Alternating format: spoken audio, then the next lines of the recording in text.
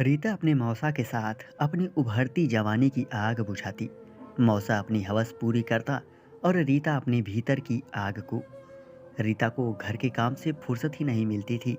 घर में सबसे बड़ी बेटी होने की वजह से वह घर का सारा काम संभालती थी। उसकी माँ अधिकतर नानी के घर जाकर रहती थी, आगोश में आकर शांत करती।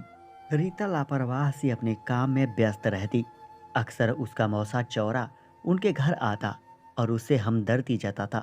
चौरे सरकारी विभाग में इंजीनियर था और उसके पास अनाप शनाप काफ़ी पैसा था।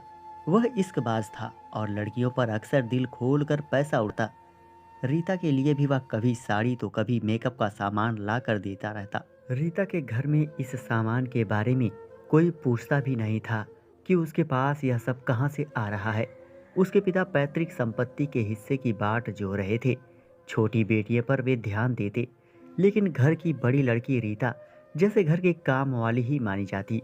उसे सिर्फ काम करने के लिए कहा जाता था। छोटी बहनें इधर उधर मटरगश्ती करती रहती, पर रीता घर के कामों में ही उलझी रहती।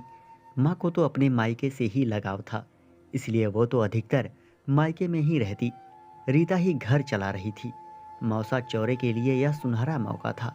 वह जब तब आकर रीता से पराठे बनाने को कहता, कभी आमलेट बनवाता। सामान वह खुद ही लेकर आता। अक्सर वह रीता के आस पास ही मंडराता रहता।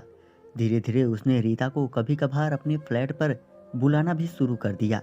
अक्सर जब रीता की मौसी कहीं बाहर गई होती तो वह रीता को अपने फ्लैट पर बुला लेता और उसके साथ मौज मस्ती करता। इधर मौसा के कहने पर रीता की माँ भी उसे आसानी से भेज देती। वे यह भी नहीं सोचती कि उसकी बेटी अपनी ही मौसी का घर उजाड़ रही है।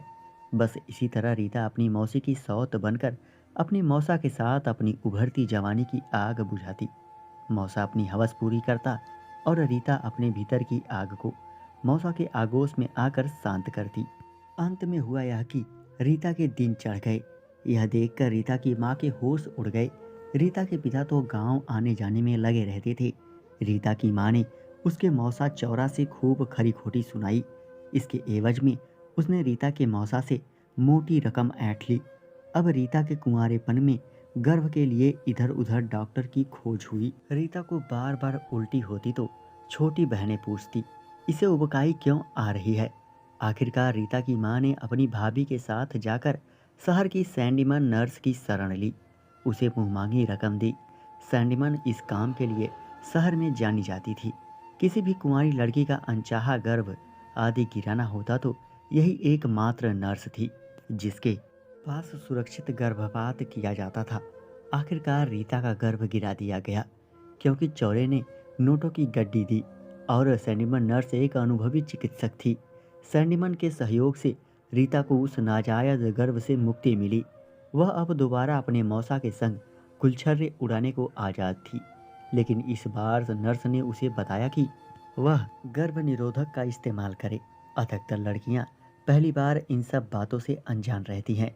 जवानी की धधकती आग में वे सब कुछ भूलकर अपना सर्वस्व चौरों जैसे हाथों लुटा देने को तत्पर रहती हैं। दोस्तों, चैनल को सब्सक्राइब करें और हिलाते रहें। Thank you.